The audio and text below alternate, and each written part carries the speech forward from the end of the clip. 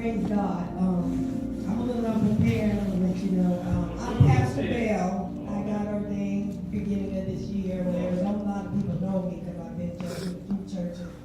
I'm in my learning stage or whatever. First, I want to give an honor to God, who is all of my life. To the angels of this house, to my children, to everybody that's here. Forgive me, I'm comfortable in the Holy Ghost with my house shoes. Because my son is at home sick, I'm just trying to keep everybody from getting sick. I'm going to be coming to you now that I know from James, the second chapter, verses 14 through 17. While y'all getting that, I'll just testify.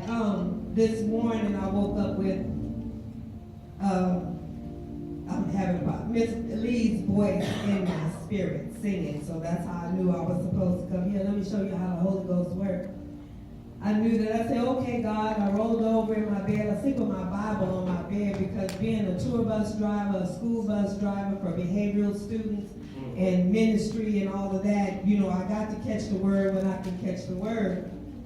And I rolled over in my Bible and I looked at the word, and that's just how that worked. And then I come here and find out that I'm bringing the message. That's just how God works.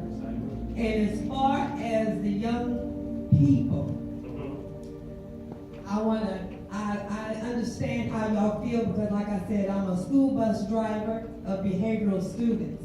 I got like 4 gang sets on my bus now. But they know that they don't act all kind of disrespectful while they're in the presence of Mama B. That's it. So I'm pretty sure other pastors, I'm not saying I'm the only one, but my bus is the only one that I know of that those kids, they all sit up at the front to listen to what Mama B has to say. I teach them, or I speak life to them, and I have to be in code with what I say because my son is putting this on Facebook, and I'm under contract of certain things I can say. That's right. But I will let you know, them kids, the middle schools, they making them now like maximum securities. Yes, they are. They got cages and wires, and when the first day I ever seen that, it broke my heart. I'm like, what are you doing to these children? How can they learn from this environment? I have a master's degree in psychology, science and psychology, so I understand the abnormal behaviors, the nutrition and all that kind of stuff. I understand how the environment affects the learning. Come on. Those children, the way they get on that bus and the things that they talk about, there's no life in that. But since I've been only on that route for a little while. I came from elementary route. I'm not anointed for elementary. All I want to do is sling blessed or pray over them kids because they don't want to listen. They just do whatever they want to do. But these children are high school and middle school kids. I have a middle school young man who is already a father. He's already got a couple of felonies under his belt. He's already seen death. He's already taken a life. But he knows Jesus. Because I asked him, and he was able to spit Jesus, the scriptures he knows from his own testimony. I understand a lot of young people don't understand what we're talking about the praising and worshiping. If you just y'all be on YouTube anyway, there's countries that can't even do that. That's right. And there's going to be a time and a place where we're not going to be able to do that. So we need to be able to praise God anyhow while we have the chance. And if you don't understand, I understand a lot of young people don't even know how to study the Bible. But get with the leaders, and we got to be able to make sure these kids know how to study the Bible. Because a lot of young people that I've been with, they don't even know how to study. How do you study the Bible? You don't read it just like a book. You get there's different type of books, dictionary you go through, study that word for word for word. First, you got to be saved and filled with the Holy Ghost. Make sure you're baptized, believe in all that. He gives you the discernment. He tells you the scripture. You can't just read it. The scriptures pop out that affect you. When you look at that Bible and study that Bible, you study to find out who you are. that message tells you who you are. It's not going to give a message for everybody else. Sometimes it's just for you. When I began to get into the Word, I began to find out who I was, who God wanted me to be, what I'm supposed to do, what my purpose is in life. When God told me that I was a pastor, I said, you got jealous. I can't even, pastor my own children. But God showed me how I'm supposed to pastor my children, how I'm supposed to do. He started with me first.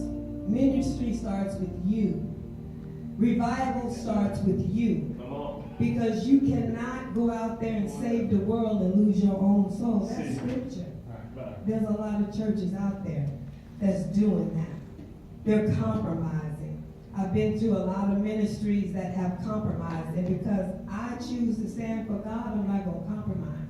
I've walked away from ministries because they're compromising, and I'm not going to compromise the Word of God. Because, see, when it's all said and done, I'm a single mother in the school district with budget cuts and everything, trying to raise a family of 4 on less than $20,000 a year.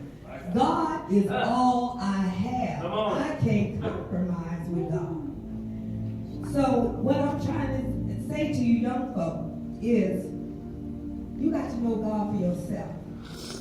You got to tap into God for yourself.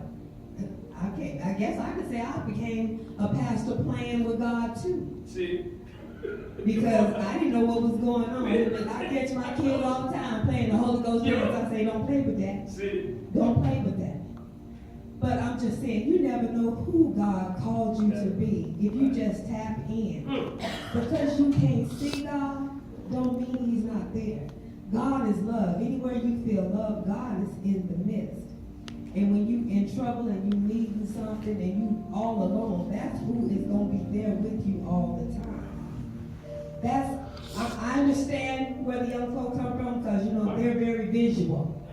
If they can't see, and that's getting into my message right here. Okay, come on. Okay, James 2, starting at the 14th verse.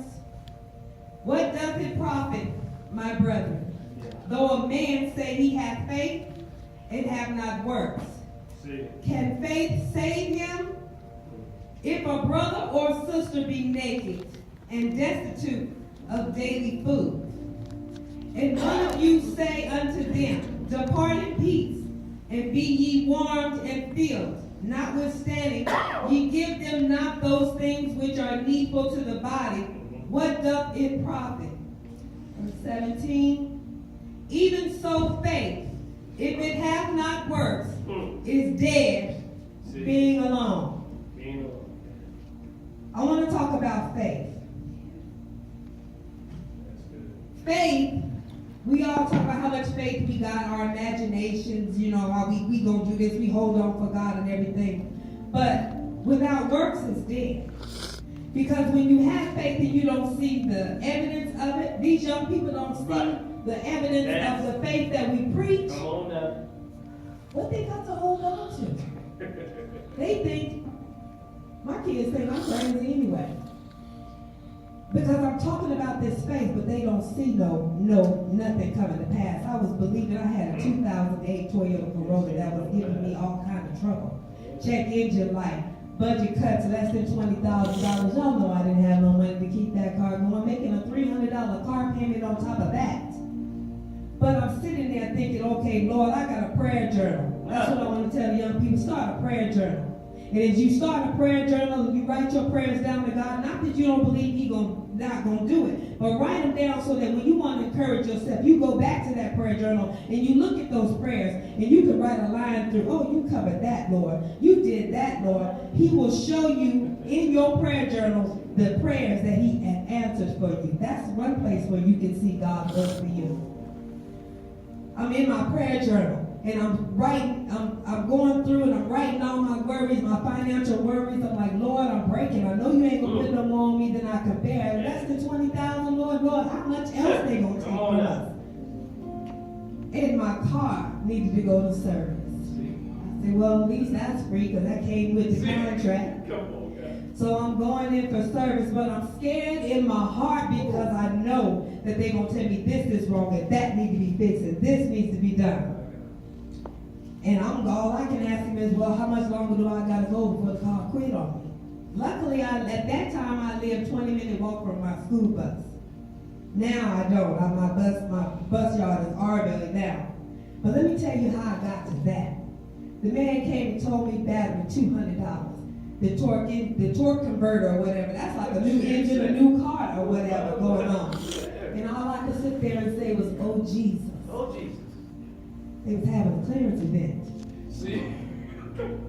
The man said, come on, let me come over here and run the numbers. Now I'm divorced. My last credit score I had was 434. God taught me how to raise my credit and everything because I couldn't have paid nobody to do it. Thank you. I had to learn, when you can't pay nobody to do anything that you want to do and you got a passion and determination to do it, you get it in books. Like Pastor was saying, ain't nothing wrong with knowledge. You get it in books, you got to study. A lot of stuff that I learned was learning in a book. I have a master's degree going to school online and most of the stuff it wasn't even studying. I watched Dr. Phil, I read certain books to help me. Yeah, that's studying. That's how I was able to get my master's degree because I just reached back in my experience and I passed the test. But what I'm saying is, I went through all of that studying and everything, and I'm thinking, okay, it's not good enough. That's just me beating that myself down. It's not good enough. He went out there, and you know how they the salesmen go, they want to take you out and everything, show you the car, want to sit in and drive in, and I'm on my blood drink. I ain't got time for all that. Right. There was a white car. A white Toyota Corolla upgraded from what I had. And they showed me the car, showed me the inside of that new car smell hit me. When we first got to the front of the car, I said to the Lord, Lord, how do you know I like white cars? I'm like right then and there I'm saying the Holy Ghost is orchestrating this. Got that new car smell, looking at the dashboard and everything. And he went through his spiel, and I'm like, look, I'm on my lunch break. I'll tell you what, I'll make you a deal. If you can make this miracle happen with my credit report and everything, I said, I will take this one. You ain't gonna drive it? I said, I've driven Toyota Corollas. They can't be that much different. I will take this one. Test it. He went in there 30, 45 minutes later. He came back with his head down. Said, well, I got news for you. I said, I told you I got to get ready to go get on the bus. He said, no, I passed you. Your credit report, you able to get the car and everything. He said, but we need to look at the down payment. I said, down payment, I just told you that budget cuts, I have no money. None whatsoever. And he was like, okay, let me go back in here and talk to the manager. That's it. By God. By God. That man came out there, long story short, that car sitting out there in that parking lot right now. No down payment. No down payment. A 2016 Toyota Corolla. I scratched out every line in my prayer journal about everything that was wrong with that 2008 Corolla. On top of that, it's maintenance free. All I have to do is make the car payment. That's it. When I got home, my kids were like, wait, Mama, where you coming with the car? Who car is this? I say, it's mine. Huh. That's when faith stepped in. That's it. I said, remember all I was telling you about what God was going to do? This is the evidence right there. Now I can't get them out the car or whatever. But that's what I'm saying. We got to be able to show these young people the faith that we believe in. Demonstration. We got to be able to tell them. We got to be able to show them more than we can tell them. Actions speak louder than words. God, look, he don't look at the flesh. He looks at the heart. And in order to see the heart of a person, you got to see the action. By the action of a person, you can tell exactly where they're going. You know where they're going because you see what they're doing. You see the trail that they're leaving in their life. You know, oh, she working on her income. She trying to get a new job. She doing this. The action. Young people got to see the action. We can't just sit up here and tell them about Jesus. We got to show them Jesus. Come on now. We got to show them how our faith. We got to teach them how to have faith. Because, faith, without faith, we can't please God. These young people, they understand visual. Yes. So we got to make the invisible be visual to them. We have got to allow, like I said, I love being a bus driver and behavioral students. And they the ones that they say the worst downtrodden. They ain't going to beat this, ain't going to beat nothing. But I speak life to every single one of their kids on that bus. Because I about Jesus. You know, we can't say Jesus. We can't say, but they know what I'm talking about. Yeah, yeah. They know I speak in code. But I say, and I tell them my testimony, man of God. Yes. Because I know what he did for me. I know he gonna do That's it what for you you. gotta do. Testify. I was DOA on the side of the road, 1991. I was looking for me a husband, a military husband. Because I knew he was gonna be out for deployment, Right. and I was gonna be at home with his checks. See? So I was trying to look for that. Because see, I didn't know what marriage was. I didn't know marriage was ministry. I didn't know exactly what all it entailed. But I just wanted the glamour, the tangible part of marriage. I ended up in a coma, DOA on the side of the road, life support, all that. I was on life support for 5 days. Then 9 days I was in a coma. When I woke up, my grandfather was standing above me and he said, "Baby, I'm so glad to see your eyes open." And the first thing I said was, "You done lost your mind." Because I didn't know what happened. I had to learn to eat everything again. I was paralyzed on my left side. That's faith. Was. See? Y'all see I'm moving my left side. Oh, yeah. I had ulcers on my vocal cords. I used to sing soprano, and every now and then you'll hear me other alto or whatever. But that's why I said that's the only evidence of that accident that I have is my voice. That's it. My back ain't hurting. None of that. God put me back together. That's just the evidence. That's the thorn in my side to remind me of where I come from, where He brought me from. Now, He didn't take my voice completely away from me because He needed me to do my purpose, to teach. I'm not a preacher. I'm not going to try to make everybody make me be a preacher, jump up and down, bounce around. I want to be able to teach in a manner that I know that you understand what I'm talking about. Because in these days of time, we ain't got time to sit here and try to dance and shout and hope somebody gets it. Come on now. We have got to teach in a manner that the young people can understand and without a shadow of a doubt. Now, I say all the time, faith is like a mustard seed. We know that.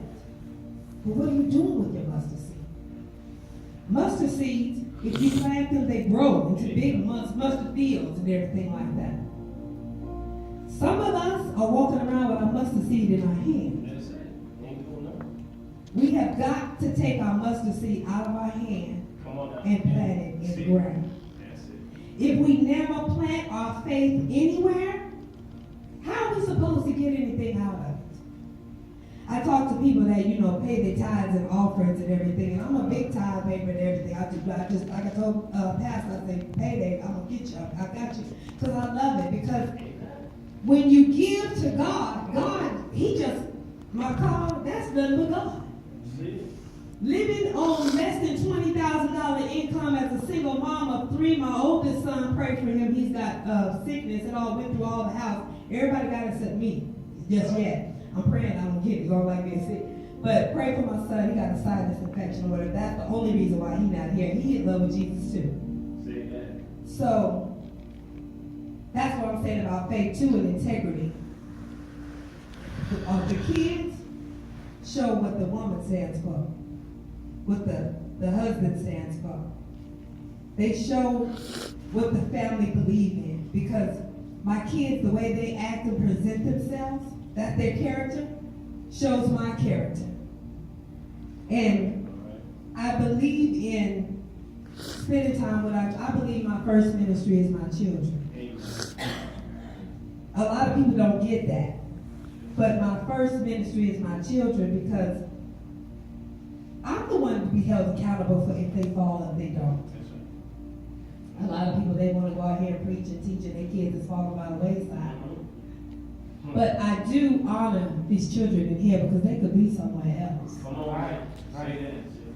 I come from a lot of ministries where the kids ain't where they supposed to be and they running around. You can see the disrespect to the parents.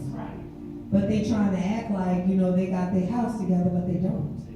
Because these kids, they ain't just doing that just all of a sudden.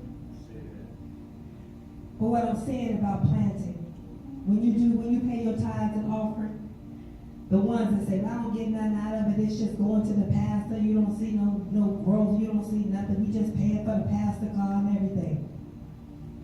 Whatever the pastor do with it, that's between him and God.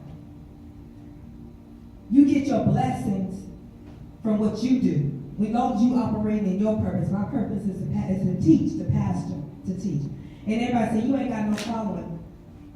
Everybody ain't supposed to have a building. Right now, I couldn't afford a building. But I tell you what, I have over 70 to 120 views every week That's it. You of come people that's listening That's it. on Facebook, Amen. SoundCloud, Amen. YouTube, wherever. That's why he's sitting over there recording right now. Because I make it a point in my heart to give them a message every single Sunday. So that's who I'm pastoring. When Jesus said you did even more than me, I believe he meant the internet too. Because we can reach more people than he did back in the day. Just walking around, in where he was walking. I can sit at home, take care of my kids, do Bible study, and send that Bible study across the world. And touch a lot of people. I love that. Because I don't like getting out in the cold anyway. It was too cold this morning. But anyway, what I'm saying is, we got to take our mustard seeds and plant them. When we do our tithes and offering, we don't get no return back or the whatever the Bible say, tenfold, hundredfold back, because we don't tend our field. Meaning, you want something from God, but what you willing to do for God? Are you willing to operate in your purpose? Are you willing to lend your free will to him? We tend to forget when he was up there on that cross, he could have got down any given moment that he wanted to because he's God. But he stayed there. And if it was just one soul, he would have been there just for that one soul. That's how you fall in love with Jesus. Is you got to wake up every morning. At least that's what I do. I wake up every morning. Thank you, Lord. What would you have me to wear today? That's on the days that I'm not on the school bus because, we wear uniforms on the school bus. But on the days, what would you have me to wear today, Lord? How you want me to do my hair, Lord? What you want me to say? Where you want me to go today, Lord? Like I said, I woke up this morning with Miss Lee's voice in my spirit. I said, well, that's where the Lord wants me to go today. Thank you, Jesus. Now, see why? This is an example of how walking with the Spirit is all about. You got to be able to hear God like Abraham. I'm watching the time, Pastor. You got to be able to hear God like Abraham when we put Isaac up on the altar. Come on now. He was in midstream coming down with that knife when he heard God. We got to be able to be that in tune with God. Now the Lord is on my heart about the leaders. And this comes to me first. That's my disclaimer. Our churches aren't filled. Our seats aren't filled is because the world, the people don't see the faith in us. That's right. We are the reason why our seats are empty. What we feed the people, we can't just feed them anything. You give baby food, you give, strong meat, you give all of that. But it's even more than that. If somebody wants steak, you got to give them steak. You can't give them goat. You got to meet people where they at. We can't just be preaching messages over the top of people, expecting it to hit people. We got to preach messages that are hitting the heart of the people right where they sit. If I come in here wondering why God is messing with my finances, why is he messing with my finances, why am I sitting here almost in the street, I got to hear a word from the Lord that comes to that. I can't hear a word from the Lord talking about the pantry next week. See? I got to be able to, we got to be with God so in the spirit that we can discern the spirit that is coming to us. So many people are walking away from the church. I've seen that. So many people are walking away from the church because they aren't getting fed what they need at the time that they need it. When people get fed what they need, they are loyal. and they will do anything in the world for Now say you. that. Jesus walked around and he didn't have to browbeat nobody for tithes and offering. People were going up there giving alabaster boxes, breaking oil and stuff over the thing. All he did was go around and give people what they needed when they needed it. He healed them. That's good. He opened their blinded eyes. He wasn't afraid to say what he needed to say. Come on. He told people exactly who they were in the place they were. And he didn't bite his tongue. No, We got too many preachers compromising, trying to sit up here and long as they keep friends to keep their ministry going, but they won't tell nobody when they're doing wrong. They watching their people go to hell. We can't do that. I refuse to compromise because God ain't never compromised in my life. I've been divorced since 2007, and God has been the best husband that I have ever had. He provides for me. He's my Jehovah Jireh. He's my healer. He's everything that I need.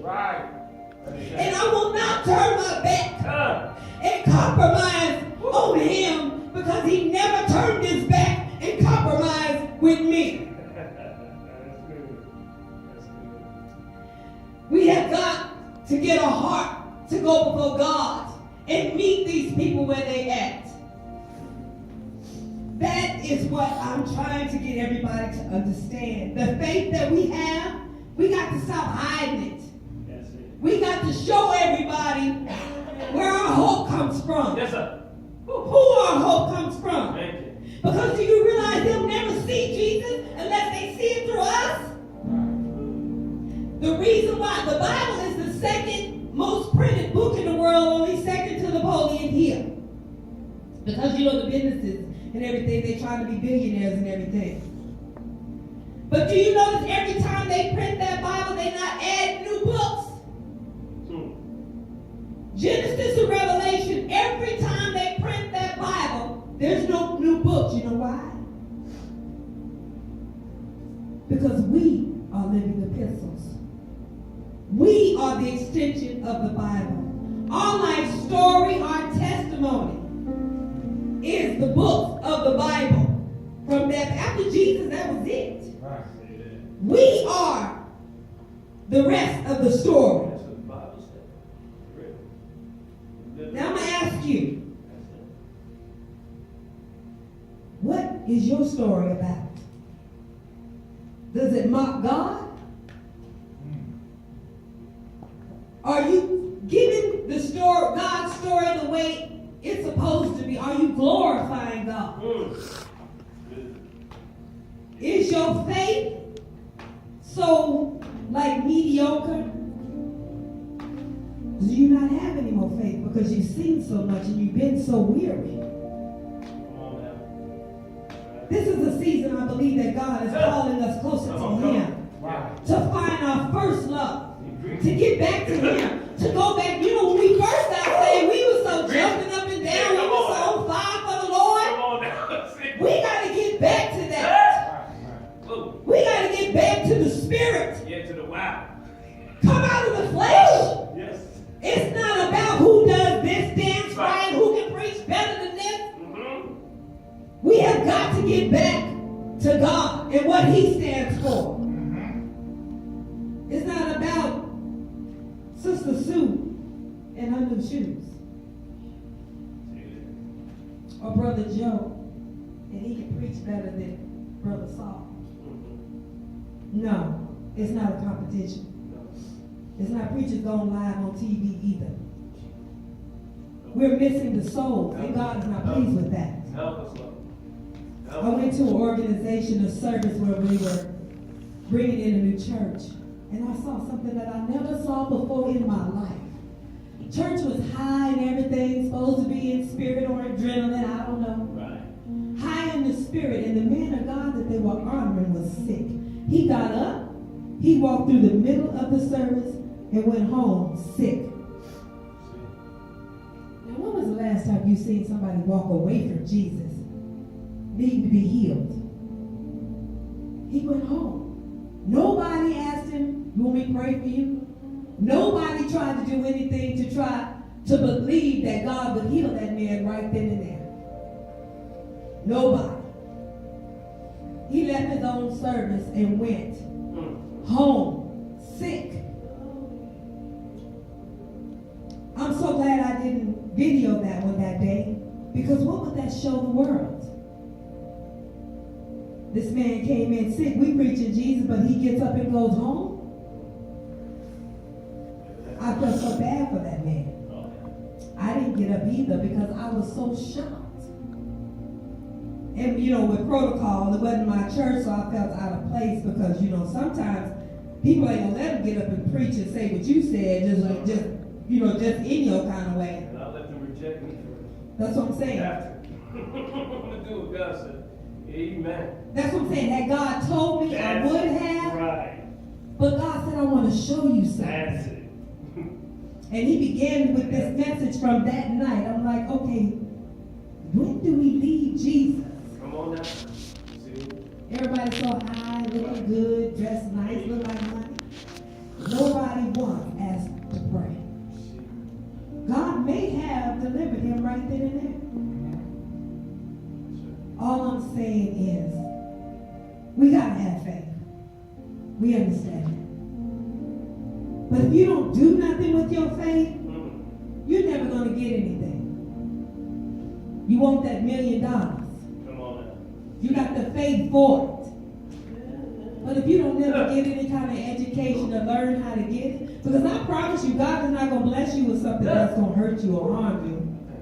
I want $1 billion, but the reason why I don't have it right now is because I would give it away.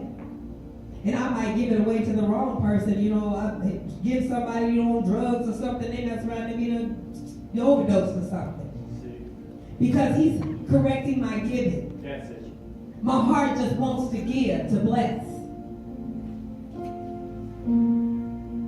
I'm working on my ministry now. I'm trying to get the paperwork and everything to register my ministry, Resilient Truths, because I want a worship center as well. As far as, I want to be able to help these young people. That I've been around with young people most of my life. And he's teaching me, the foundation of it and everything. But what I'm saying is, I was wanting that business for a long time. If I had never got up and started doing something, I wouldn't be where it's at now. I have my board. I'm writing my bylaws. I wouldn't be anywhere if I hadn't looked and studied, okay, well, how does so-and-so get their business? Sometimes you got to be engineers. You got to look at somebody that's done something that you wanted to do and follow them. You got to see how they done it. You got to dissect it and tear it apart. How did that person get this, get that? Don't talk about me just because I got a brand new car. Find out how I got it. I'll tell you. That's it. The same way that Jesus blessed me, he can bless you. Oh, yes. Same time. The faith that I'm talking about, we don't